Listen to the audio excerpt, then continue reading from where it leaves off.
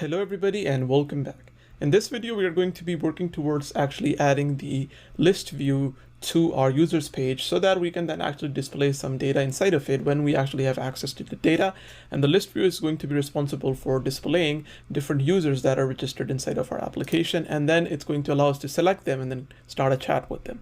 So with that said, let's get into it and let's see how we're going to be doing it. So to get started, underneath of my custom text field, I'm going to call a new function, and I'm going to call that function users list. And after that, I'm going to go to the bottom of the class and I'm going to say that I'm going to create a new function which is going to return a widget, and it's going to be called users list. With this, I'll open the function definition up and I'm going to say that we're going to be returning a special widget, which is going to be called the expanded widget.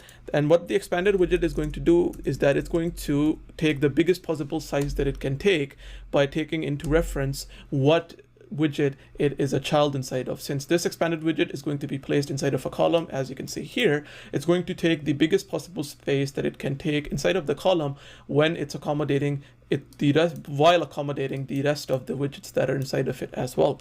So with this done, I'm going to define the child for my expanded widget, and I'm going to say that the child is going to be an anonymous function. For that, I'll add the parentheses and then the actual curly brackets, and soon after the curly brackets, I'll add two other parentheses to assign to Dart that you have to invoke this function as well once it's been defined.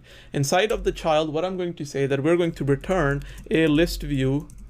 And then I'm going to, instead of using the list view, I'm going to use the ListView.builder function. And with this, what I'm going to do is that I'll define the item count for list view first, and then it's going to be 10 for now. We're just going to do a dummy thing. And then for the item builder, I'm going to define the item builder function. So the item builder function, as we all know, takes in a build context, and it also takes in an index. So it's called int, which is underscore index. And then it loops through for each item count and builds the child. And then what I'm going to do is that I'm going to say that I'm going to return a text widget for now, which is just going to say user, and then I'll say with this it's going to say space, and then it'll do $_index. And that's pretty much all we're going to do. I'll add a semicolon and do command save, and we're going to see that our list view is now going to start rendering the different children. So now that we have the list view actually rendering stuff, what I'd like to do is that I'd like to build the actual widget, which we're going to replace with the text widget. And that's the widget which is going to act as like the tile or an individual tile inside of our list view. So to do that, what I'm going to do is that I'm going to go to my custom list view tiles class, and here, similar to what we've been doing before, I'm going to create a new class which is going to be called custom list view tile, and that class is going to be used then inside of our users page list view to actually show the users appropriately. So I'm going to go to the class. So I'm going to go to the custom list view tiles class, and I'm going to tiles.dart file, and I'm going to create a new class, and I'm going to call this class our custom list view tile. So I'm going to say it's custom list view and tile, and then I'll say that it extends a stateless widget. With this, I'll add the curly brackets, and then we have to define some properties. So I'm going to copy and paste the properties in because they're very similar to the properties that we had defined for our custom list view tile with activity. As you can see, we have a height of type double, we have a title of type string, we have a subtitle of type string, image path of type string, then we have an is active Boolean value, is selected Boolean value, and then we have final function, which is on tap.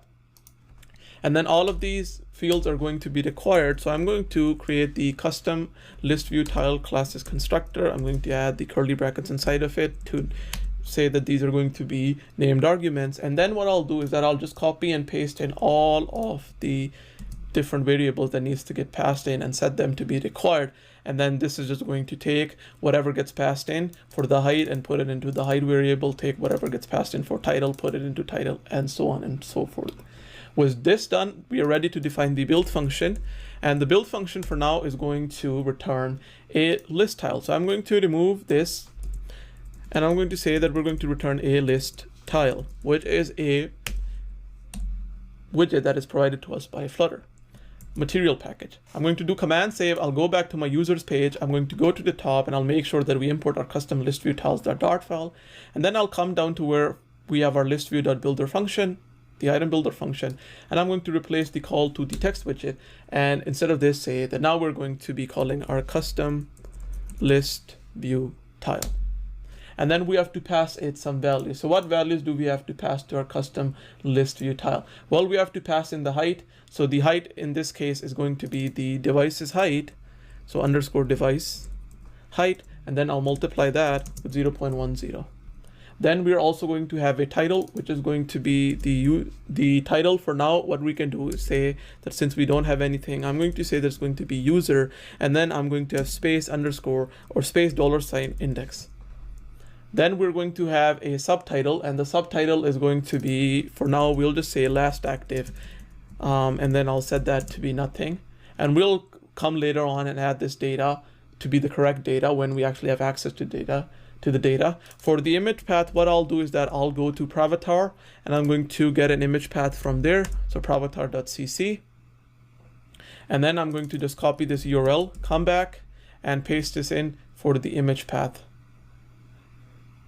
And I do not know why it's giving me an, I'm just going to paste it in for the image path, and I forgot to add the parentheses to add the hyphen at the end, so I did that as well.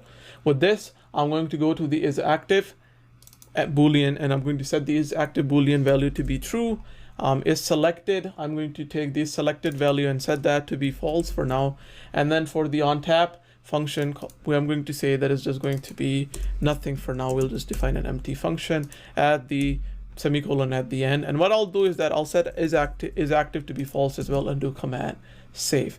Now, as you can see, everything's been removed again from the list view, but that's because we are not returning anything inside of the build function for our custom list view tile.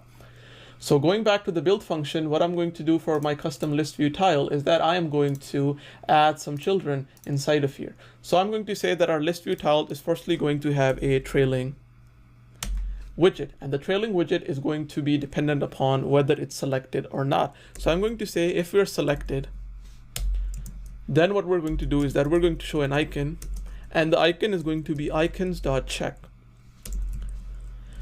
And then we're going to have a color, and that'll be colors.white. And if that is not the case, in the case that we're not selected, then what we're going to do is that we'll say null and do Alt-Shift-F command save. So with this, what I'll do is that I'll go back to my users page and I'll set the isSelected value to be true and do command save. And you're going to see that we get these tick marks, as you can see. If we do isSelected is false, then you're going to see that the tick mark gets removed. So that's what the trailing widget is. It's the widget on the right side of our list tile. And then what I'm going to do is that I'll say the onTap function is going to just call our onTap function by invoking it. With this, I'm going to move forward, and I'll say that for the minimum vertical padding, we are going to take the height that gets passed in, and then we'll multiply that with 0.20. For the actual leading widget, what we're going to do is that we're going to have a rounded network image with status indicator. And this is a custom widget that we had created. And then we need to define some properties for this. So firstly, we have to define the key, which is going to be unique key. Then we have to define the size, which is going to be the height divided by 2. We'll have to define the image path, which is going to be image path. And then we're going to define the isActive property, which is going to be isActive. And then I'm going to add a comma, do Alt-Shift-F command save. And that's pretty much all we had to do. And now you can see that we're seeing these images show up as well. Now, if I go back to my users page and I change the isActive to be true and do command save, you're going to see that now we're seeing green for displaying that the user is active. And if I do false, then it's going to show us red, indicating that the user is not active. With this done, the next thing that I'm going to do is that I'll define the title for our list tile, and contrary to the name, the title is actually a widget, it's not a text. And the title is going to be text a text widget. And then what we'll do is that we'll say that it's going to take in the title. So this is what gets passed in, the property for the class. And then I'm going to say that the title is going to have some specific styling. So it's going to be of types text style. And I'm going to say that we're going to have a color, which will be colors.white. We'll also have a font size, which will be 18. And we'll have a font weight, which will be our font's weight. And then we'll take W and then do 500. Add a comma here, add another comma here, do Alt-Shift-F command, save. And now we should see our title displaying as well. Finally, the last thing is going to be our subtitle. So that's going to be after our title. And I'm going to say that our subtitle is going to be a text widget as well. So I'm going to copy this widget for our title, the same text, I'll paste it here.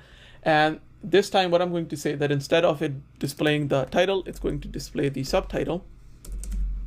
And instead of displaying the font size to be 18, we're going to set the font size to be 12. And then we'll set the font weight to be W400. And then for the color, instead of it being white, I'm going to do white 54. And I'll do command save. And you're going to see that now we see our last active time as well. And we can kind of scroll through our list view too. So with this done, what I'm going to do is that I'll end this video here, and I'll see you guys in the next video where we'll actually try to create the provider for this page so that we can actually start implementing some business logic inside of this as well. So thank you for watching, and I'll catch you guys in the next video.